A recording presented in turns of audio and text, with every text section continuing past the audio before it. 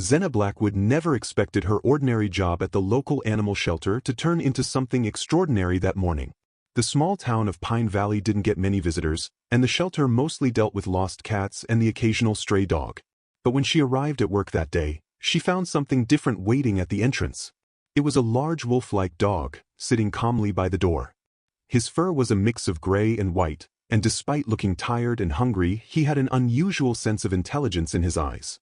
Zena had worked with all kinds of animals for the past 5 years, but something about this dog made her stop and stare. "Hey there, big guy," she said softly, approaching him carefully. To her surprise, the dog didn't move or show any signs of fear. He just watched her with those strange golden eyes. When she got closer, she noticed he was wearing an old, worn-out collar with a tag that read, "Storm." The rest of the text was too scratched to read. "Storm, huh? That's quite a name you've got there." Storm stood up slowly and walked towards her. He was huge, almost reaching her waist, but his movements were gentle. What happened next surprised Zena even more. Storm picked up a small piece of paper from the ground and held it out to her. "What's this?" she asked, taking the paper. It was a torn piece of a map, showing part of Pine Valley Forest. There was a red circle drawn around a specific area, but most of the map was missing. Before she could think more about it, her co-worker Thane arrived. Thane was new to the shelter, having moved to Pine Valley just 3 months ago. "Whoa, that's a big dog," he said, stopping at the entrance. "Where did he come from?" "I just found him here," Zena explained, still holding the map piece. "His name is Storm, according to his collar." Thane tried to approach Storm, but unlike with Zena, the dog backed away slightly. "Seems he's chosen you," Thane said with a laugh. "What's that paper you're holding?" Zena showed him the map fragment. "He gave it to me." I know it sounds weird, but he was holding it in his mouth. "That's definitely strange," Thane agreed, adjusting his glasses to look at the map better. "This looks like the old section of Pine Valley Forest. Nobody goes there anymore since they closed it off." Zena remembered hearing about that part of the forest. It had been closed to the public 2 years ago, supposedly for environmental protection. But there were always rumors about strange things happening in that area. Storm barked suddenly, making them both jump. He walked to the shelter's gate and looked back at Zena, then at the forest visible in the distance. I think he wants us to follow him," Zena said slowly. "Follow him? Into the closed forest?" "That's crazy," Thane replied, but Zena could hear curiosity in his voice. Storm barked again, more urgently this time. Zena made a quick decision. "Look, I know this sounds crazy, but this isn't normal dog behavior. He found this map for a reason. I'm going to follow him." "Then I'm coming with you," Thane said immediately. "You shouldn't go alone, especially not to that part of the forest." They quickly arranged for another worker to cover their shifts, grabbed some water bottles and basic supplies, and followed Storm. The dog seemed to know exactly where he was going, leading them along the main road that headed toward the forest. As they walked, Zena noticed more unusual things about Storm. He would stop at every intersection, looking both ways before crossing. He stayed close to them, especially when cars passed by. This wasn't just some lost dog, he had been trained by someone. After about 30 minutes of walking, they reached the edge of the restricted forest area. A large sign read, "No trespassing, government property," but Storm squeezed through a gap in the fence without hesitation. "We could get in serious trouble for this," Thane warned, but he was already following Zena through the gap. The forest was different here. The trees were older, bigger, and grew closer together. The usual hiking paths had disappeared under years of fallen leaves. Storm led them deeper into the woods, occasionally stopping to make sure they were still following. "I've never been this far in before," Zena said, looking around. "It feels different somehow." "Yeah," Thane agreed. "Did you notice there are no bird sounds?" He was right.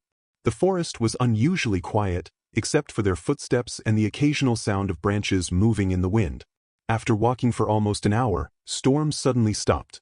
They had reached a small clearing, and in the middle stood an old cabin.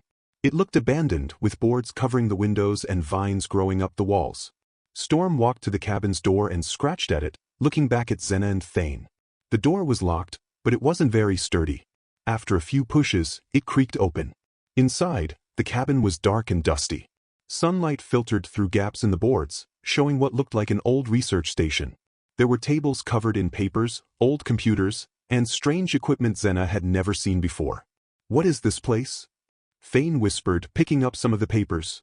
They were full of scientific notes and diagrams. Storm barked and ran to a door at the back of the cabin. This one was different. It was made of metal and had an electronic lock. But the power had long since gone out, and the lock was dead. Together, they managed to push the heavy door open. What they found inside made them both freeze. The room was filled with cages, empty now, but clearly designed to hold animals. On the walls were photos and documents about wolves, particularly about their intelligence and behavior. This was some kind of research facility, Thane said, examining the documents. They were studying wolves, and maybe trying to enhance their intelligence? Storm sat in the middle of the room, watching them with those intelligent eyes, and suddenly things started to make sense to Xena. Storm, were you one of their test subjects? The dog's ears perked up at her question, and he walked to a specific cage. Inside, they found an old collar identical to the one he was wearing, but this one had a complete tag that read, Subject 7, Storm. This is impossible, Thane muttered, but Xena could see he was starting to believe it too. Storm barked again and ran to another part of the room. He started digging at a loose floorboard, and when Xena helped him remove it, they found a metal box. Inside were more documents, but these were different. They were logs detailing the experiments, their successes, and ultimately, why the facility had been abandoned. As they began to read through the documents, they realized they had stumbled upon something much bigger than they could have imagined. The question now was, what were they going to do about it? Storm sat between them, his golden eyes moving from one to the other, waiting to see what they would decide. He had brought them here for a reason, and this was just the beginning of what they would discover in Pine Valley Forest. Xena and Thane sat on the dusty floor of the cabin, reading through the documents they had found. The papers told a story that seemed impossible. Scientists had been working on making animals smarter, and Storm wasn't the only one. Look at this, Thane said, holding up a page. They had 12 wolves here. Each one showed different levels of increased intelligence after the treatments. Storm moved closer to them, putting his head on Xena's lap as she read. The documents explained how the scientists had used a new type of medicine to make the wolves smarter. It had worked better than they expected. The wolves began to understand human commands, solve puzzles, and even try to communicate. But something went wrong, Xena said, turning to the next page. The wolves started getting too smart. They could open their cages, and they understood everything happening around them. The scientists got scared and decided to shut everything down. What happened to the other wolves? Thane asked, looking at Storm. Before they could read more, they heard a noise outside the cabin. Storm's ears went up, and he ran to the door, looking back at them with worry in his eyes. Someone's coming, Thane whispered, quickly putting the papers back in the box. They heard voices getting closer. Through the dirty windows, they saw flashlights moving through the trees. Storm led them to a back door hidden behind some old filing cabinets. They slipped out just as they heard people entering the front of the cabin. We know someone's been here, a man's voice called out. You're trespassing on government property. Xena, Thane, and Storm ran through the forest. Storm seemed to know where he was going, leading them through paths that were hard to follow. They could hear the people behind them, but the sounds got farther away as they went deeper into the woods. After running for what felt like forever, Storm led them to a small cave hidden behind some bushes. Inside, they found something that made them understand why Storm had brought them here. The cave was a makeshift home. There were old blankets in one corner, and more importantly, there were other wolves. 3 of them, each wearing collars like Storm's. They looked tired and thin, but their eyes had the same intelligence as Storm's. They're the other test subjects, Xena whispered. Storm has been taking care of them. The wolves didn't seem scared of them. One of them, a smaller wolf with light brown fur, came forward and gently touched Xena's hand with its nose. Look at their tags, Thane said. This one is Subject 4 River, that black one is Subject 9 Shadow, and the gray one is Subject 11 Moon. Storm went to each wolf, touching noses with them as if telling them it was okay to trust Xena and Thane. The wolves seemed to understand, relaxing a little. They've been hiding here since the facility closed, Xena realized. Storm went to find help because they're hungry and sick. Thane checked the wolves carefully. They need food and medicine, but we can't just take them to a regular vet, not with what we know now. And those people are still looking for them, Xena added. They must have known someone found the facility. They sat in the cave, trying to figure out what to do. The wolves watched them, waiting. Storm lay down between them, as if he was part of both worlds, the wolves and the humans. We need proof, Thane said finally. Proof of what they did here. If we can show people what happened, maybe we can protect these wolves. The box of documents, Zena remembered. We left it in the cabin. Storm stood up immediately, ready to go back, but Thane stopped him. No, it's too dangerous right now. They're probably still searching the area. They decided to wait until dark. Zena used her phone to call the shelter, making up a story about helping an injured animal to explain why they wouldn't be back today. As they waited, they shared their water and some snacks with the wolves. Watching the wolves interact with each other was amazing. They clearly communicated in ways normal wolves wouldn't. River, the brown wolf, seemed to be good at finding food. She came back with berries she had collected. Shadow kept watch at the cave entrance, and Moon stayed close to Storm like they were a family. As it got darker, they heard helicopters in the distance. They're really serious about finding this place, Thane said, worried. Zena looked at the wolves, then at Storm. We can't let them find them. These wolves are special, they're almost human. They don't deserve to be locked up again. Storm walked to the cave entrance and looked out, then came back and pulled at Zena's sleeve, just like he had done at the shelter. He wanted them to follow him again. I think he knows another way to the cabin, Zena said. A safer way. The other wolves got up too, ready to move. It was clear they all trusted Storm's leadership. We should split up, Thane suggested. I'll create a distraction near the main road. You go with Storm and the wolves to get the documents. We'll meet back here in 2 hours. Zena nodded, though she was worried about Thane going alone. Be careful. These people seem dangerous. I will be, he promised. Take care of them. As Thane left the cave, Zena looked at her unusual group, 4 intelligent wolves waiting for her to join them. Storm stood beside her, ready to guide them through the dark forest. Okay, she whispered to them. Let's go get proof of who you really are. The wolves moved silently through the forest, with Zena following close behind. They were heading back to the cabin, but this time they had a plan. What they didn't know was that they were about to discover even more secrets hidden in Pine Valley Forest.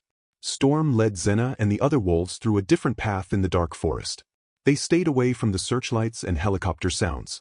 River and Shadow walked ahead, checking for danger, while Moon stayed close to Zena. They moved slowly and carefully.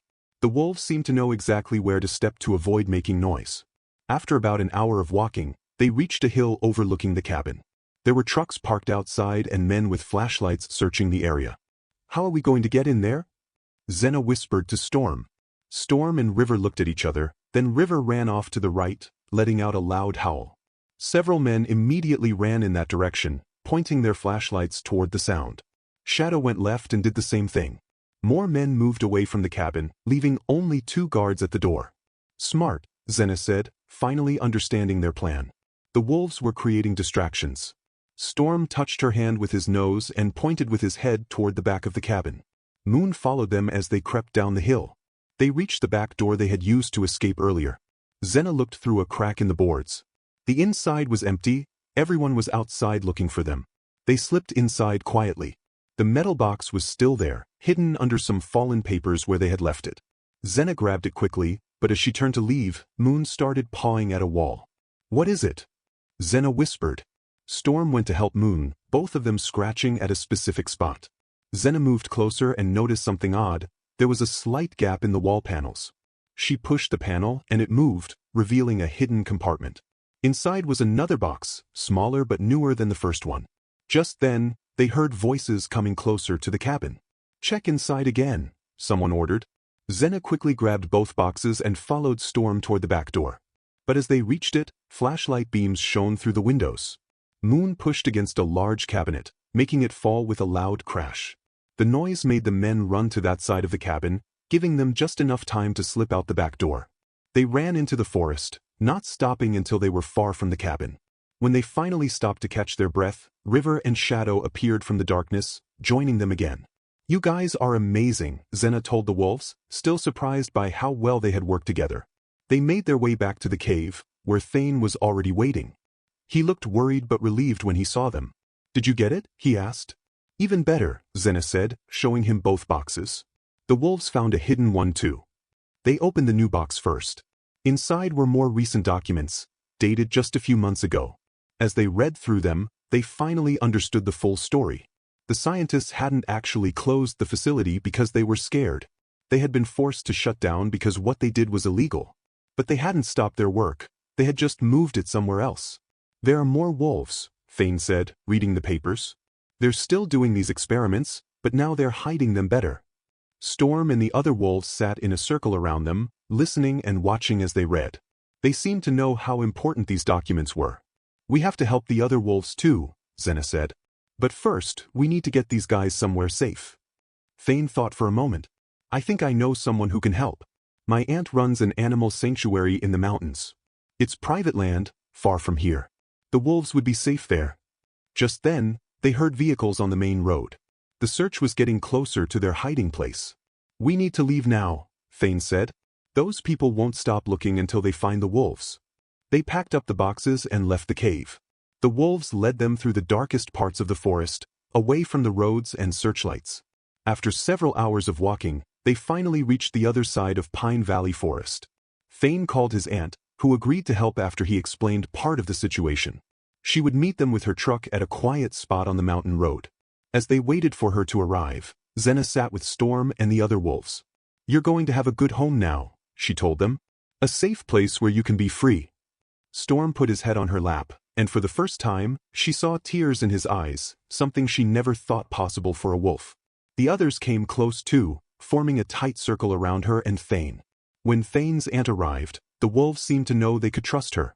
They climbed into her covered truck without hesitation, but Storm waited. He looked at Zena one last time, then did something that left her speechless. He smiled.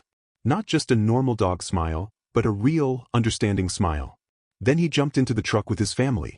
I'll take good care of them, Thane's aunt promised. And we'll use these documents to make sure no other wolves have to go through what they did. As the truck drove away, Zena and Thane watched until it disappeared around the mountain curves. They had the evidence they needed to stop the illegal experiments, and the wolves were finally safe. Do you think we'll see them again? Thane asked. I'm sure we will, Zena said, smiling. Storm will make sure of it. A week later, the story of the experimental wolves became public. The documents proved what had happened, and the illegal research facility was shut down for good. Other wolves were rescued and taken to safe sanctuaries. Sometimes, on quiet nights, people in Pine Valley would hear wolves howling from the mountains. But these weren't ordinary howls. They sounded almost like they were trying to say, thank you. And every now and then, Zena would get a picture from Thane's aunt showing Storm and his family, happy, healthy, and free in their mountain home, where they could just be themselves, wolves who were a little different, but finally understood.